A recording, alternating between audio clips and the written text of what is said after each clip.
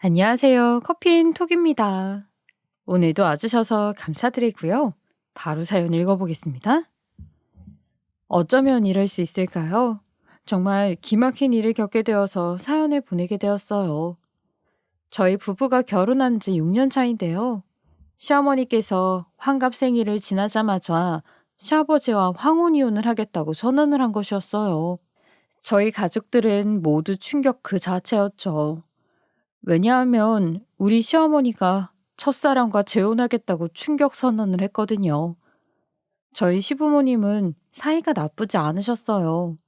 시어머니가 사근사근한 성격이라 시아버지 비위를 잘 맞춰주었고, 시아버지 또한 성격이 인자하셔서 잘못을 해도 괜찮다고 말씀하시는 성격이었어요. 잔잔하고 평온한 이상적인 노부부를 이야기하자면 우리 시부모님이라고 생각을 해왔어요. 종종 시댁에 들렀을 때는 이런 광경을 볼 수 있었죠. 여보, 오늘 고등어 김치찜 먹고 싶다고 했죠? 마트 가니까 고등어를 싸게 팔더라고요. 마침 참 잘 되었지 뭐예요? 응? 아, 여보, 내가 먹고 싶다고 한 건 참치찌개였는데. 아이고, 내 정신 좀 봐. 당신 먹고 싶어 하는 거 만들어준다고 생각했는데 다른 걸 만들어 버렸네. 마트에서 고등어에 정신이 팔려서 깜빡했나 봐요. 아이고, 괜찮아, 괜찮아. 참치찌개나 고등어 김치찜이나 거기서 거기지 뭐. 당신이 만들어준 건데 맛있게 먹어야지. 암. 이렇게 두 분은 크게 싸우는 일도 없이 항상 보기 좋게 지내셨어요. 그래서 황혼이혼을 한다면 되려 자주 투닥거리는 우리 친정 부모님이 하겠다고 하실 것 같은데 시부모님이 황혼이혼이라니 생각지도 못한 소식에 어안이 벙벙했어요. 이야기를 듣고 시댁에 가보자 시아버지는 이미 시어머니에게 통보를 받은 상황이었는지 땅이 꺼져라 한숨만 쉬고 계셨어요. 시어머니는 잘못한 게 없다는 듯이 당당한 표정으로 자식들 앞에서 이야기를 하셨어요. 내가 길거리에서 우연히 첫사랑이랑 다시 마주쳤지 뭐야. 그런데 다시 또 첫눈에 반해버리고 말았어. 그 사람한테 마음을 빼앗겨 버려서 더 이상 너희 아빠랑은 살 수가 없게 되었다. 너희가 이해를 해줘라. 살 날이 얼마 안 남았는데 진짜로 사랑하는 사람과 살아야 하지 않겠니? 마치 다른 사람이 된 듯 상상도 하지 못한 시어머니의 발언에 시아버지도 남편도 시누이도 얼이 빠져 있었어요. 저도 놀라서 이게 무슨 일인가 하고 가족들 얼굴만 번갈아 보았죠. 그리고 시어머니에게 들은 이야기를 가만히 생각해 보니 정말 황당했어요. 한마디로 엄연히 불륜이라는 말이었으니까요. 불륜을 저지르고 있다고 당당하게 말하는 시어머니는 예전에 제가 알던 시어머니가 아닌 것 같았어요. 남편을 돌아보니 남편도 시아버지와 같이 땅이 꺼져라 한숨만 쉬면서 아무 말도 못하고 있었어요. 하긴 얼마나 황당했겠어요. 어머니, 그건 어머니가 지금 다른 남자가 생겼다는 말씀이세요? 불륜이요? 그 말을 이렇게 당당하게 하시는 게 너무 당황스러운데 진심으로 하시는 말씀이세요? 넋이 나간 남편과 시아버지를 대신해 제가 시어머니에게 다시 질문을 했어요. 그러자 시어머니는 거릴 길 없다는 표정으로 다시 말했어요. 아이, 그래. 그 불륜이라고 말할 수도 있겠지. 하지만 내가 사랑하는 건 그 사람이 맞다. 이제까지 있었던 건 진짜 사랑이라고 말할 수가 없어. 나는 이제 진짜 내 삶을 찾아 나갈 거야. 그렇게만 알고 있으면 된다.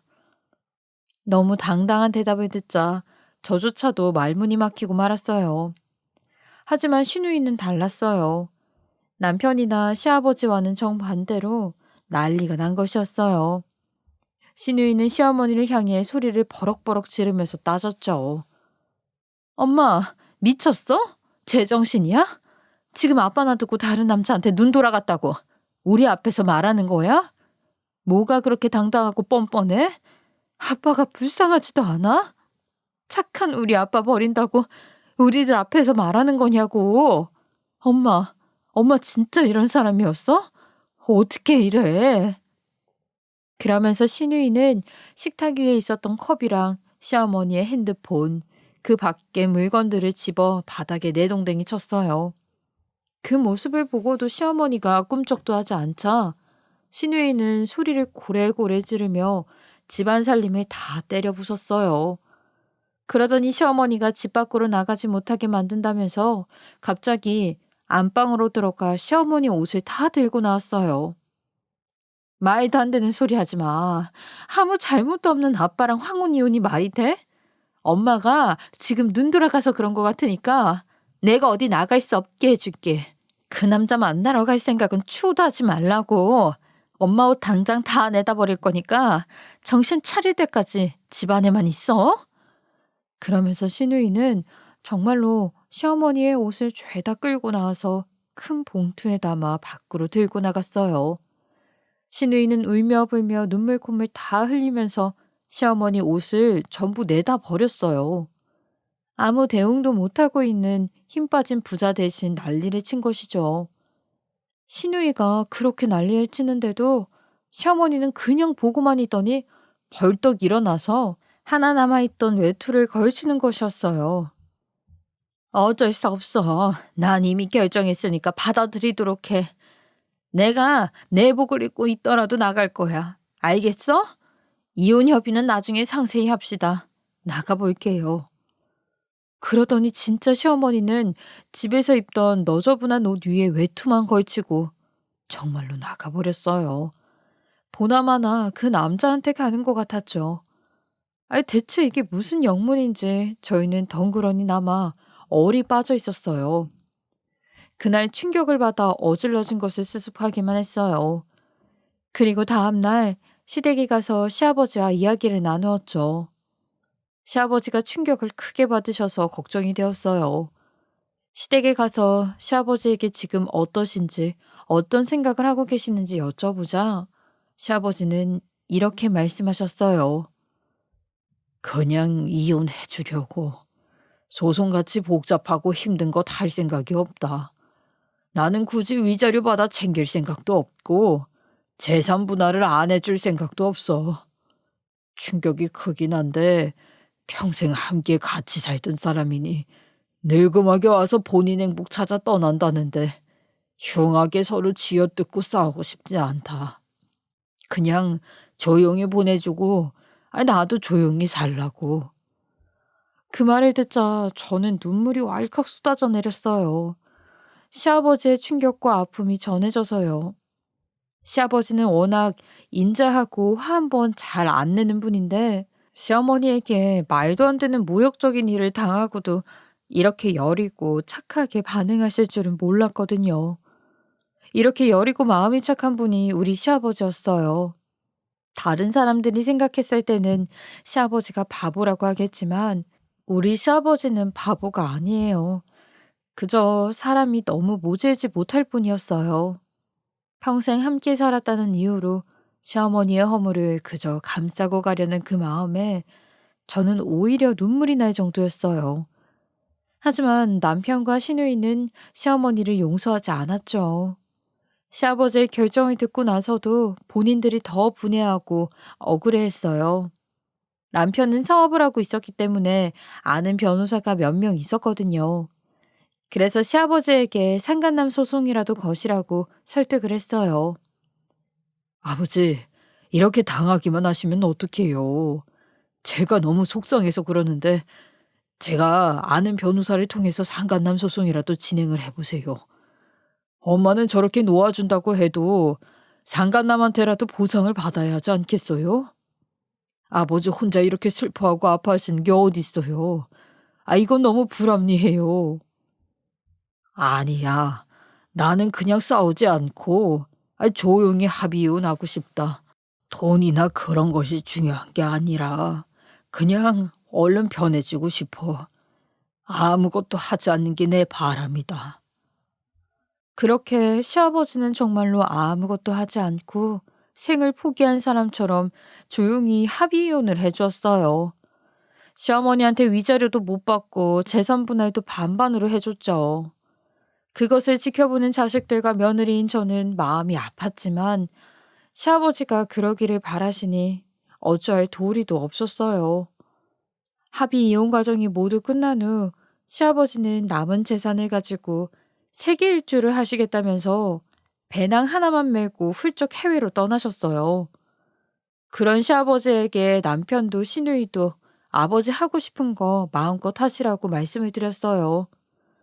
남편과 시누이는 어차피 시아버지에게 남은 재산을 물려받을 생각도 없다고 했어요.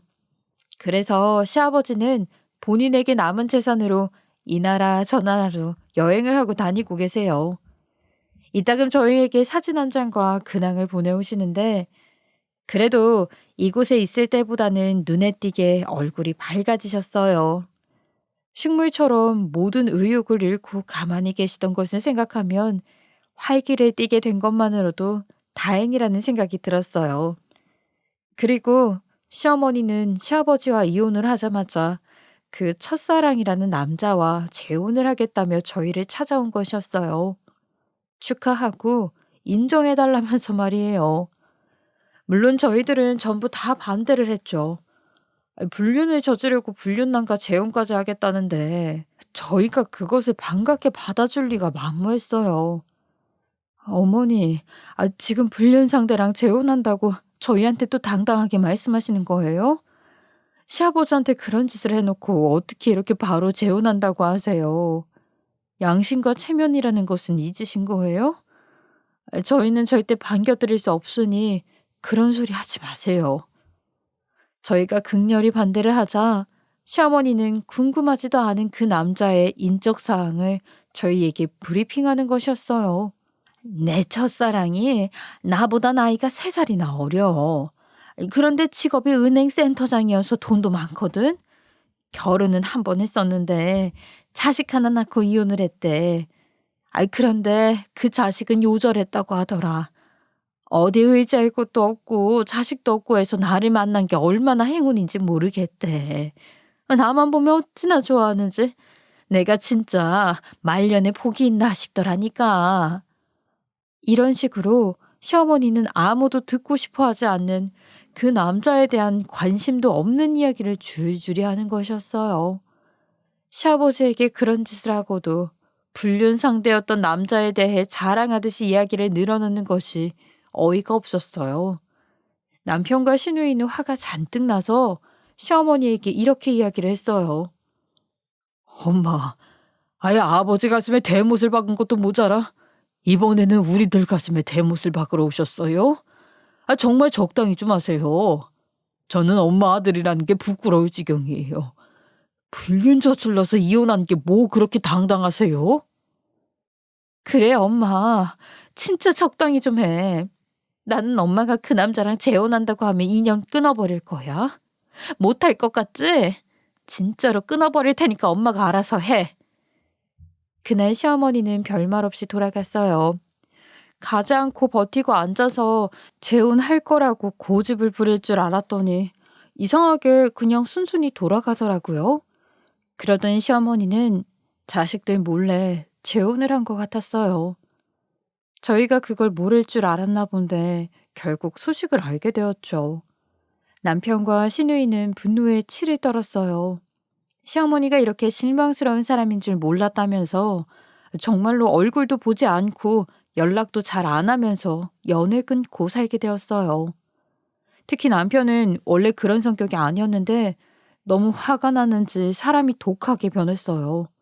시어머니와 연을 끊은 후에도 화를 가라앉히기 힘들었던 것 같아요. 그래서 남편은 시어머니에게 악담이 가득한 문자나 해코지 문자, 전화를 많이 하면서 시아버지의 억울함을 대신 갚아줄 거라고 했어요. 내가 절대로 가만 안 둬. 우리 아버지를 저렇게 상처 입히고 사과조차도 제대로 하지 않았잖아. 자기들끼리 재혼해서 행복하게 살 수 있을 줄 알았어? 그렇게 놔둘 수는 없지. 아주 본때를 보여줘야 돼. 남편은 특히 술을 마시고 들어온 날이면 더욱 그랬어요. 시아버지가 불쌍하다고 몇 번이고 말하면서 시어머니에게 계속 원망스러운 문자를 보냈어요.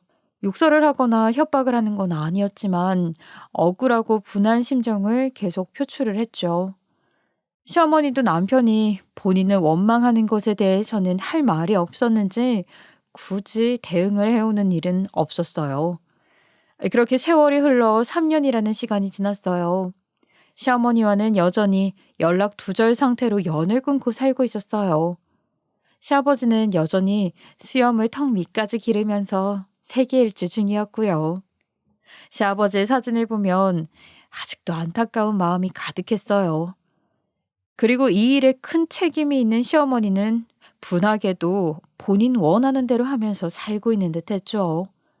그러던 어느 날 아이들을 데리고 마트에서 장을 본 후 집으로 들어가는데 누군가 제 이름을 저 멀리서 다급하게 부르는 것이었어요. 뒤를 돌아보니 시어머니가 있었어요. 그런데 시어머니는 휠체어 위에 앉은 채로 저를 부르고 있었어요. 저는 그 모습을 보고 깜짝 놀랐죠. 아이들을 먼저 집으로 올려보낸 뒤 휠체어에 앉아있는 시어머니에게 다가가 자초지종을 물어보았어요. 아니, 어머니 아니세요? 다리는 어떻게 되신 거예요? 잘 지내고 계신 것 아니었어요? 잘 지내기는, 이 모습을 보면 모르겠니? 잘 살고 있었는데 내가 아주 끔찍한 일을 당했다. 그런데 네가 꼭 알아야 할 일이라서 이렇게 찾아온 거야. 간단히 말하자면 네 남편이자 내 아들이 나를 이렇게 하반신 불구로 만들었어. 저는 이게 대체 무슨 소린가 했어요.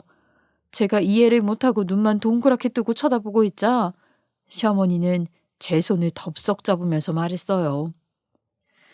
예, 정말이야. 내가 너한테 알려줄 게 많다니까.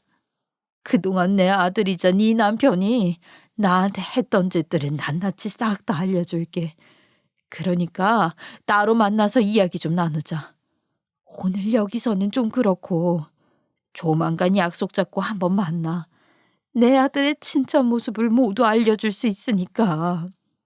대신 내가 살아있다는 걸 그 누구한테도, 특히 너희 남편에게는 절대로 알리지 말아줘. 내가 살아있다는 걸 아들이 알았다가는 나는 물론이고 네 목숨까지도 잘못될지도 몰라. 절대로 하늘이 두 쪽이 나도 내가 찾아왔다는 걸 알리지 마. 알겠지? 그렇게 말하고 시어머니는 호련히 가버렸어요. 시어머니의 끔찍한 모습과 믿기 힘든 말에 반신반의했지만 일단 이야기는 들어봐야 판단이 서겠다 싶었죠. 그래서 시어머니의 말대로 남편에게는 알리지 않고 시어머니를 따로 만나게 되었어요. 물론 남편에게 먼저 물어볼 수도 있었겠지만 사실 시어머니가 재혼을 한다고 도망간 뒤 남편의 행동과 태도가 가끔 섬뜩할 정도로 분노에 차 있었거든요. 그런 모습을 한두 번 본 것도 아니었어요. 만약 제가 남편의 그런 모습을 보지 않았더라면 남편을 의심하지 않고 헛소리하는 시어머니를 의심했겠죠. 그렇게 저는 시어머니를 집에서 멀리 떨어진 작은 카페에서 만났어요. 그리고 시어머니에게 물었죠. 저는 여전히 시어머니를 완전히 신뢰할 수가 없어요. 제 남편이 어머니한테 이런 짓을 했다고요? 아무리 그래도 아들인데 믿을 수가 없는데요. 나도 그랬다. 아무리 그래도 아들이 나한테 이런 짓을 할 리가 없다고 말이야. 하지만 이것들 좀 봐. 이게 모든 증거 자료들이야. 아들이 이러다 나를 없앨 수도 있겠다 싶어서 꼬박꼬박 수집을 해두었어. 그러면서 시어머니는 남편이 시어머니에게 한 행동에 대한 각종 증거 자료들을 펼쳐보았어요. 거기에는 남편이 어떤 사람들에게 돈을 주고 사고를 의뢰했다는 진술서도 있었고 직접 남편이 작성한 차 계약서도 있었어요. 그 밖에도 다양한 증거들이 있었고 남편이 어떤 남자들을 만나 이야기를 나누는 사진도 있었죠. 시어머니의 말에 의하면 남편이 돈으로 사람을 매수해서 본인 손에는 더러운 것을 안 묻히고 시어머니의 다리를 못쓰게 만들어놨다는 것이었어요. 사고인 척 위장을 해 시어머니를 이렇게 만들어 놨다고 말이죠. 저는 도무지 그 말을 믿을 수가 없었지만 시어머니가 저에게 내보인 증거들은 모두 남편이 범인이라고 가리키고 있었어요. 시어머니는 얼어붙은 채 그 증거들을 내려다보고 있는 저를 향해 눈물을 흘리면서 말했어요. 내가 이 지경이 되면서까지 너한테 거짓말을 하러 왔겠니? 나도 내 아들 생각하면 손이 떨리고 무서워서 아무것도 할 수가 없어. 친아들이 나를 풀구로 만든 거잖아. 하반신 마비되어서 신경이 다 죽고 다리에는 감각도 없어. 하지만 그래도 이 사실을 알려줘야 할 것 같아서 왔다. 여기 있는 이 증거들은 나와 재혼한 사람이 3년 동안 모은 증거들이야. 그간 아들이 얼마나 나를 괴롭혔으면 3년이나 증거를 모았겠니. 나도 내 아들이라서 그동안 계속 참았지만 내가 이렇게까지 되고 나자 내 아들이 미쳤다는 생각이 들었어. 고칠 수 없는 병에 걸렸구나 하고. 그러니까 너 내 말 잘 들어?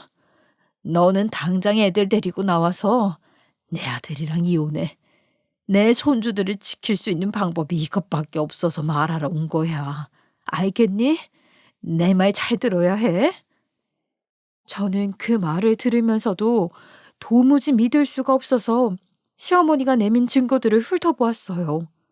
그런데 3년간 모은 그 증거들이 얼마나 많고 얼마나 촘촘한지 누가 봐도 시어머니를 이렇게 만든 범인이 제 남편이라는 걸 알 수 있었어요. 저는 충격을 받아서 시어머니에게 얼이 빠진 채 되물었어요. 제 남편은 정말로 이런 사람이 아니에요, 어머니. 그동안 얼마나 좋은 남편이고 좋은 아빠였는데요. 그런데 정말로 남편이 이런 짓을 했다면 그간 저를 계속 속이고 있었다는 말씀이세요? 그래. 오래전 일이라 내가 너한테 말하지 않은 것이 있는데 사실 아들은 어렸을 때부터 영악했어. 아이 정말 영악해서 필요하면 나쁜 짓도 서슴지 않았다.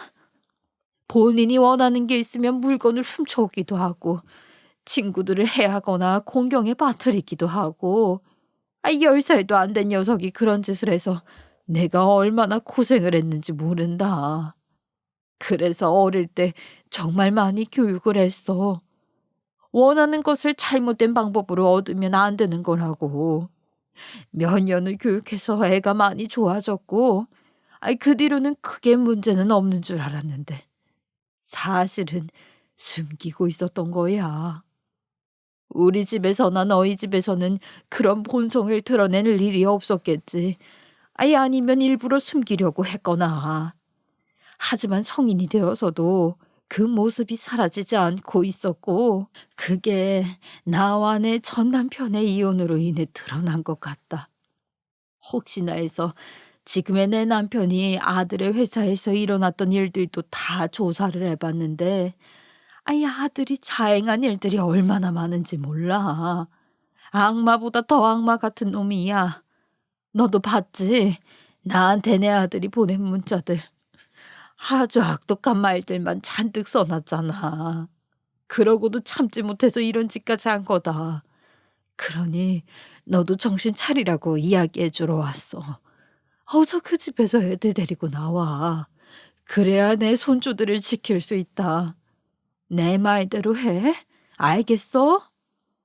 사실 남편이 시어머니에게 계속 악담을 보내고 전화로 화를 내고 하는 모습을 보면서 어떨 때는 좀 지나치다는 생각도 했거든요. 우리 남편이 이렇게까지 화가 많은 사람이었나 하는 생각도 들었고요. 그런데 시어머니의 말을 듣고 보니 남편이 사실은 어릴 적부터 선천적으로 문제가 있었고 그걸 숨기고 살고 있는 사람일 수도 있다는 생각이 들었어요. 그렇게 생각을 하고 나자 저는 가슴이 덜컥 내려앉으면서 머리가 핑 돌았어요. 갑자기 너무 겁이 나고 손이 덜덜 떨리더라고요. 남편이 정말로 자신의 친엄마에게 이런 짓까지 할 수 있는 사람이라는 생각이 들자 저는 크게 충격을 받았어요. 그 충격 때문에 구토가 나올 것 같아서 시어머니에게 화장실에 갔다 오겠다고 했어요. 비틀거리면서 화장실에 도착했는데 그 카페는 화장실이 하나밖에 없어서 남녀 공용이었어요. 칸이 두 개 있어서 비어있는 칸에 들어가 털썩 주저앉았죠. 어지러운 머리를 쥐어 진정하려고 애를 쓰고 있는데 바로 옆 칸에서 어떤 남자가 통화를 하는 것이었어요. 그 소리가 저에게 바로 들려왔죠. 아이 뭐 성공한 것 같다고? 며느리가 제대로 믿은 것 같아? 그래. 아들이 어릴 때부터 좀 미쳐 있었다고 설명 잘했지. 내가 말했잖아. 며느리를 제대로 속여서 이혼을 시켜야 한대도. 아이 걱정 마. 내가 돈 주고 사람 매수해놨어. 그 사람들은 다 당신 아들이 사고를 의뢰했다고 증언할 거야. 저는 그 내용을 듣고 단박에 전화기 너머의 사람이 시어머니라는 것을 알 수 있었어요. 그리고 전화를 하고 있는 옆 칸의 사람은 바로 시어머니와 재혼을 한 남자일 것이었죠. 그것을 깨닫자마자 저는 정신이 번쩍 들었고 그 통화를 놓치면 안 될 것 같아서 당장 핸드폰을 켜고 통화를 녹음했어요. 하여간 하루라도 빨리 당신 아들을 옥에 쳐넣어야 당신 아들 재산을 우리가 다 꿀꺽할 수가 있어. 사업을 해서 그런가 돈이 아주 많던데. 사업용 통장이랑 개인 통장 여러 개 있는데 주식 계좌에도 돈이 많더라. 그거 다 싹 빼오면 우리는 평생 놀고 먹을 수 있지. 그래. 그러니까 정신 차리고 일단 당신 며느리부터 확실하게 떼어내. 저는 숨소리조차 멈추고 그 통화 내용을 모두 듣고 녹음을 했어요. 시어머니의 말에 충격을 받고 화장실에 들어왔는데 더 놀랄 만한 내용을 듣게 된 것이었죠. 제가 화장실에 간 것을 알면서도 시어머니가 전화를 건 것을 보니 이 카페에 화장실이 공용 화장실인지 모르고 재혼한 남자한테 전화를 건 것 같았어요. 그리고 그 둘의 대화를 통해 시어머니가 저한테 거짓말을 하고 둘이서 제 남편에게 누명을 씌우려고 한다는 것을 알게 되었죠. 시어머니는 그 재혼남에게 제대로 이용을 당하면서 본인의 친아들에겐 누명을 씌워 범죄자로 만들려고 하고 있었어요. 조금 후 시어머니의 재혼남이 화장실에서 나가는 소리가 들렸어요. 저는 10분 정도 화장실 안에서 기다렸다가 혹시 그 재혼남이 있지 않을까 주변을 살펴보면서 나갔어요. 다행히 없는 것 같았죠. 저는 바로 시어머니에게 가서 혼신의 연기를 했어요. 어머니, 오늘은 제가 너무 충격을 받아서 머리가 어지럽고 당장 토할 것 같아요. 보여주신 증거들이랑 남편 이야기는 잘 알겠어요. 이게 사실이라면 저도 최대한 빨리 이혼을 해야겠다는 생각이 드네요. 그런데 오늘은 일단 집에 가서 좀 쉬어야 할 것 같아요. 제가 며칠 내로 연락을 드릴 테니까 이만 들어가 볼게요. 그러자 시어머니는 제가 본인의 말을 믿게 된 것으로 착각하고 저에게 어서 들어가서 쉬라면서 격려를 해주었어요. 저는 그 길로 집으로 돌아가 남편을 기다렸고 퇴근한 남편에게 이 모든 사실을 고했어요.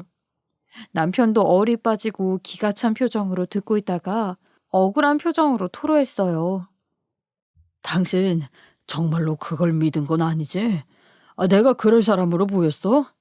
속상하고 억울하네. 내 친엄마가 나한테 그런 짓을 하려고 했다는 것도 충격이지만 당신이 나를 믿지 못했다는 게 더 충격이야 나는.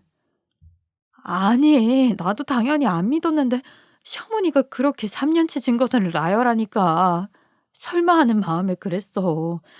그런데 화장실에서 통화 내용을 다 듣고 생각해 보니까 시어머니가 보여준 증거들은 다 위조할 수 있을 만한 것들이었더라고. 미안해. 그런데 여보, 이거 정말 큰일인 것 같아. 당신 누명을 쓰고 잡혀가면 안 되잖아. 어떻게 해야 시어머니랑 그 재혼남을 멈추게 할 수 있을까? 그건 걱정하지 마. 들어보니 이미 잡아넣을 방법이 있는 것 같은데 일단 그 남자 뭐 하는 남자인지 뒷조사 좀 해봐야겠다. 그리고 남편은 그날 이후 주변 지인들에게 연락을 하면서 바쁘게 움직였어요. 제 남편은 사업을 하는 사람이라 마당발이거든요. 그래서 그 재혼남이 한 짓을 밝혀낼 수 있는 모든 방법을 총동원했어요. 남편은 그렇게 몇 주 동안 조사를 하더니 저를 불러 모두 밝혀냈다면서 그 재혼남과 시어머니를 잡아 응당한 벌을 주자고 했어요. 여보, 내가 그동안 조사를 다 해봤어. 이제 증거도 완벽하고 그 사람들을 잡아 넣을 수 있을 것 같아. 아, 그래? 어떻게 방법이 있어? 당신이 가져다 준 증거 덕분에 꼬리를 밟았어. 당신이 녹음한 통화 내용 중에 그런 내용이 있었잖아. 내 사업자 통장이랑 개인 통장들, 그리고 주식 계좌에 관한 거. 그건 그 재혼남이 위법을 해서 내 계좌를 조회해보지 않으면 알 수가 없는 내용이거든. 내가 심지어 당신한테도 내 모든 재산을 공개하지 않고 살고 있는데 그 남자에게 공개를 했겠어? 그 남자가 은행 센터장이라면서 불법적으로 내 계좌를 조회해 본 거지. 남편은 저한테 모든 재산을 공개하지 않고 살고 있었어요. 그래서 저는 남편의 재산이 얼마나 되는지 모르고 있었거든요. 그렇다고 저한테 돈으로 야박하게 군 적이 없었기 때문에 저는 남편이 원하는 대로 지내도 상관이 없었죠. 그래서 저도 제 남편의 재산에 대해 말을 한 적이 없는데 은행 센터장이라는 시어머니의 재혼남은 남편의 계좌를 다 알고 있었던 것이죠.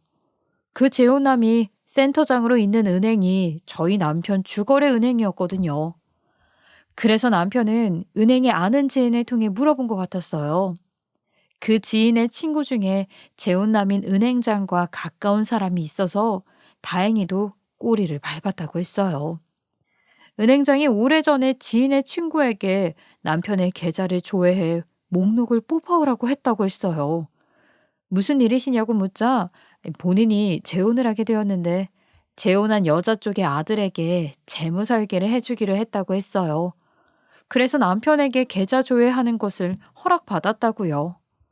그렇게 해서 그 재혼남은 몰래 저희 남편의 계좌를 살펴보고 남편의 재산 규모를 본 뒤 재산을 모두 빼앗으려고 한 것이었죠. 남편은 이 이야기를 모두 말한 뒤 분한 표정으로 화를 냈어요. 그 남자는 엄연히 법에 저촉되는 짓을 했고 내가 반드시 법적으로 죄를 묻게 만들어줄 거야. 그런데 우리 엄마는 어떻게 부모라는 사람이 남자한테 미쳐서 자식에게 이런 짓을 할 수 있어. 엄마는 그 남자한테 완전히 넘어가서 나한테 누명을 씌우고 경찰에 신고까지 하려고 한 거잖아. 내가 잡혀서 옥에 들어가야 나한테 위임받았다고 하면서 내 재산을 자기 마음대로 할 수 있으니까. 이런 말도 안 되는 짓을 벌일 정도로 엄마가 이상한 사람인 줄은 몰랐어. 그 남자랑 만난 후에 어떻게 되신 것 같아. 그 남자가 어머니를 세뇌시키듯이 무슨 짓을 했을 것 같은데 이런 짓까지 한 이상 어머니가 멀쩡하다고 생각하기는 어려울 것 같아. 그냥 넘어갈 수도 없고 당신이 괴롭겠지만 어머니는 이미 당신이 알던 분이 아닌 것 같아. 나도 엄마와 연을 끊을 생각이야. 3년이라는 시간 동안 이런 짓을 준비했다고 생각하면 정말 오싹하고 화가 나. 남자에 미쳐서 아들마저 이용해 먹으려는 그런 사람은 죗값을 달게 받아봐야 해. 저는 남편을 위로했어요. 하지만 이미 벌어진 이 일은 끝장을 봐야 했죠. 그래서 남편과 함께 작전을 짠 끝에 제가 시어머니를 유인하기로 했어요. 시어머니에게 연락해서 이혼에 관한 이야기를 할 것이 있다고 말하고 시어머니에게 만나자고 말을 했죠. 어머니, 저 남편이랑 이혼하기로 했어요. 어머니가 용기를 내어 말씀해 주신 덕분에 제가 큰일을 당하지 않을 수 있었어요. 감사해요. 그런데 어머니가 저를 조금 도와주셨으면 좋겠는데 혹시 만나서 이야기할 수 있을까요? 어디에 계세요? 그러자 시어머니는 반갑다는 말투로 자신의 다리가 말썽이어서 치료를 받기 위해 병원에 입원했다고 했어요. 그래서 저는 시어머니가 입원해 있다는 병원으로 시어머니를 만나러 갔어요. 병실에 도착해 보니 시어머니는 병상 위에 누워 있었고 병실에는 재혼한 그 남자도 와 있었어요. 아무래도 제가 온다는 소식에 저를 더 설득하려고 온 것 같았죠. 저는 눈치를 챘지만 모르는 척 슬픈 얼굴로 들어갔어요. 어머니, 저 왔어요. 아, 안녕하세요. 처음 뵙네요. 어머니랑 재혼하신 분이시죠? 예, 처음 뵐게요. 저 아내한테 이야기 많이 들었어요. 이혼하기로 하셨다면서요. 아휴, 잘 결정하셨어요. 저도 남편분이 아내한테 하는 짓들을 보고 깜짝 놀랐다니까요. 그러면서 시어머니의 재혼남은 저에게 각종 증거들을 다시 보여주면서 어서 이혼을 하라고 말했어요. 자기가 도와줄 수 있는 한 많이 도와주겠다면서 말이에요. 저는 그저 대답만 하면서 그 말들을 다 듣고 있었죠. 왜냐하면 제 주머니에는 녹음기가 들어 있었거든요. 그렇게 시어머니와 재혼남이 한참 남편을 모함했고, 이제 충분히 들었다 싶었을 때 남편이 병실 문을 열고 들어왔어요. 남편이 등장하자 시어머니와 재혼한 남자는 눈을 튀어나올 것처럼 휘둥그레 뜨더니 하고 외마디 비명들을 질렀어요. 그러면서 입을 틀어막았죠. 남편은 그 꼴을 분노한 표정으로 노려보더니 바로 시어머니 침대로 다가가 누워있는 시어머니를 침대 밖으로 잡아 끌어내 바닥으로 떨어뜨렸어요. 시어머니도 대단한 게 남편이 침대 밖으로 잡아 끌어내자 그대로 마치 다리를 못 쓰는 사람처럼 굴러 떨어지더라고요. 하지만 시어머니는 바닥에 떨어지자마자 본인 다리를 움켜쥐면서 이렇게 소리쳤어요. 아우, 내 다리! 아이고, 아파라! 다리가 너무 아프잖아! 시어머니는 본인도 모르게 이렇게 소리를 친 것이었죠. 하지만 하반신 마비로 다리 신경이 다 죽은 사람이 어떻게 다리가 아프겠어요. 저에게 말했던 하반신 마비 또한 거짓말이었고 시어머니의 다리는 눈으로 봐도 아주 멀쩡했어요. 긴 시간 사용을 하지 않은 다리라면 근육이 줄어서 눈에 띄게 얇아져 있을 텐데 전혀 그렇지 않았죠. 시어머니의 거짓말이 완전히 드러나자 남편은 시어머니와 재혼남을 노려보면서 으름장을 놓았어요. 제가 이딴 총극에 말려 들어갈 줄 아셨어요? 제 재산을 갈취해 가고 싶었으면 이것보다는 더 잘했어야죠. 이따위 허접한 형국에 저나 제 아내가 감당할 줄 알았다면 큰 오산이에요. 그리고 남편은 시어머니를 일으키고 재혼남의 멱살을 잡아 끌어 의자에 앉혔어요. 그리고 저희는 사자대면을 했죠. 남편은 시어머니와 재혼남의 앞에서 그간 알아낸 모든 위법 사실을 낱낱이 나열했어요. 잘 들어요. 당신 은행센터장이라는 지위를 이용해 내 계좌를 허락도 없이 많이 훔쳐봤죠? 여기 다 증거가 있어요. 이런 짓을 하고 엄마를 이용해 나를 징역형에 이르게 하려고 한 거잖아요. 아니, 그런 짓은 한 적이 없어요. 내가 언제 그런 짓을 했다고. 당신 함부로 사람 모함하고 그러면 당신부터 큰일 나. 발뺌할 생각하지 말아요. 당신이 한 짓 내 변호사를 통해 얼마든지 최고로 무거운 형벌을 내리게 할 수 있으니까. 금융회사 종사자가 사적인 이유로 무단 조회한 금융거래 내용을 제3자에게 건넸을 경우 5년 이하 징역이나 5천만 원 이하의 벌금형. 당신의 태도에 따라 다른 제목들도 더 추가해서 이것보다 더한 중형으로 만들어줄 수도 있어. 그러니까 잘 생각하고 말해요.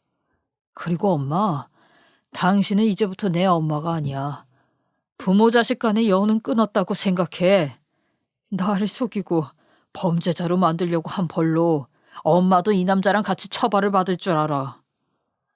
남편이 이렇게 말하자 시어머니와 재혼남은 모든 게 끝났다는 것을 알고 갑자기 남편 앞에 무릎을 털썩 꿇더니 양손을 비비며 비는 것이었어요.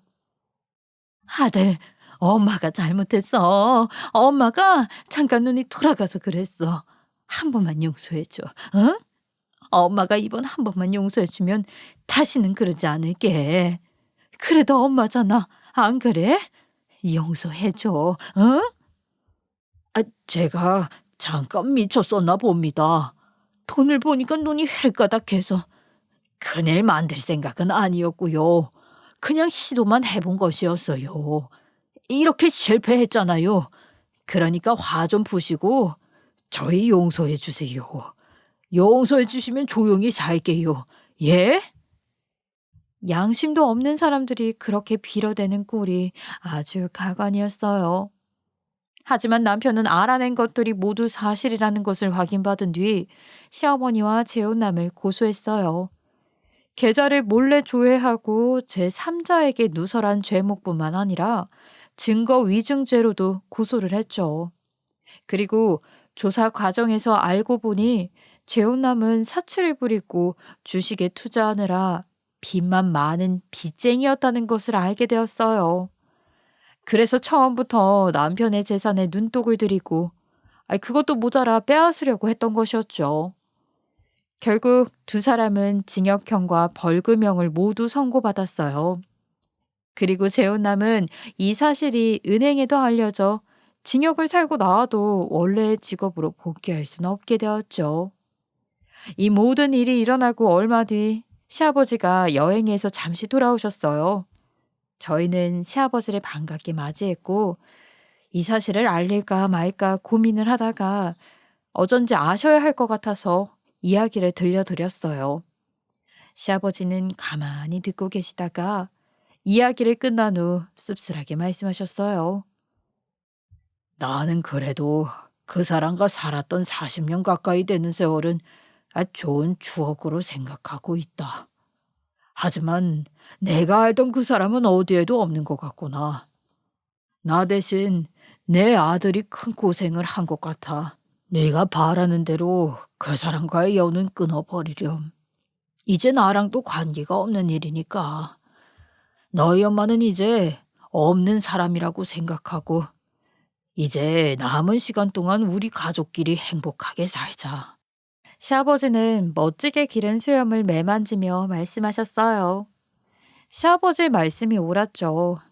가족에게 그런 말도 안 되는 일을 저지를 수 있는 사람은 한때 가족이었어도 이제는 없는 사람이 된 것이었죠. 씁쓸하기도 하지만 이제 우리는 서로를 챙기며 행복하게 살아가기로 했어요.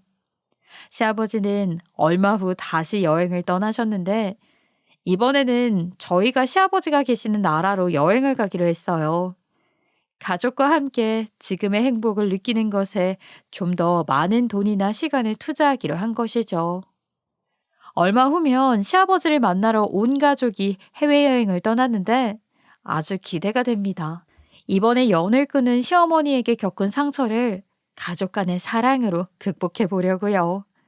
항상 모든 가정이 행복하기를 바라며 제 사연은 여기까지 하겠습니다. 들어주셔서 너무 감사합니다. 지금까지 커피앤톡이었습니다. 오늘도 끝까지 함께 해주셔서 감사하고요. 다음 영상으로 또 찾아뵙겠습니다.